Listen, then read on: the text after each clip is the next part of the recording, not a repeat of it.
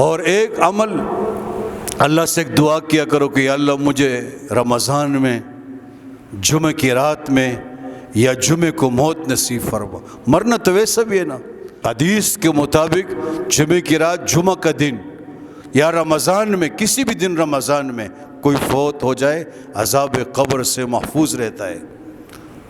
اگرچہ کچھ علماء فرماتے ہیں کہ صرف جمعہ کو عذاب سے محفوظ ہوگا، کچھ علماء، اور صرف رمضان کو، باقی عذاب ہوگا اگر وہ مومن نہ ہو یا مومن ہو لیکن فرما بردار نہیں تھا، صحیح معنوں میں فاسق فاجر مسلمان تھا، تو اور دنوں میں عذاب ہوگا۔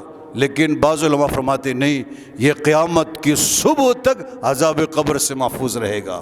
ایک اور عمل بتاؤں عذاب قبر سے حفاظت کے لیے، وہ ہے موت کا تذکرہ کرنا، جیسے بھی ذکر ہو رہے موت کا ذکر، اور اس کے ساتھ مراقبہ موت ہے، موت کا ذکر کیا۔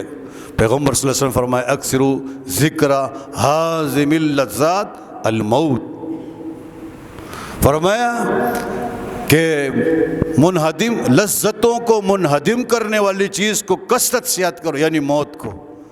اکثر کا لفظ ہے کہ کثرت سے یاد کیا کرو۔ انسان جب کہتا ابھی مر جاؤں گا اور کل مر جاؤں گا، موت آنی ہے، تو وہ اس کا فائدہ یہ ہوگا کہ وہ موت کی تیاری کرے گا، قبر کی تیاری کرے گا، کم از کم نمازیں پڑھے گا۔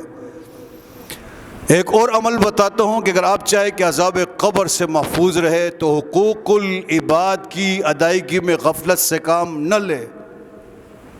حقوق العباد بندوں کے، ان میں سب سے اہم حق ماں باپ کا ہے۔ ماں باپ کے ساتھ اس نے سلوک سے پیش آئے، ماں باپ کی خدمت،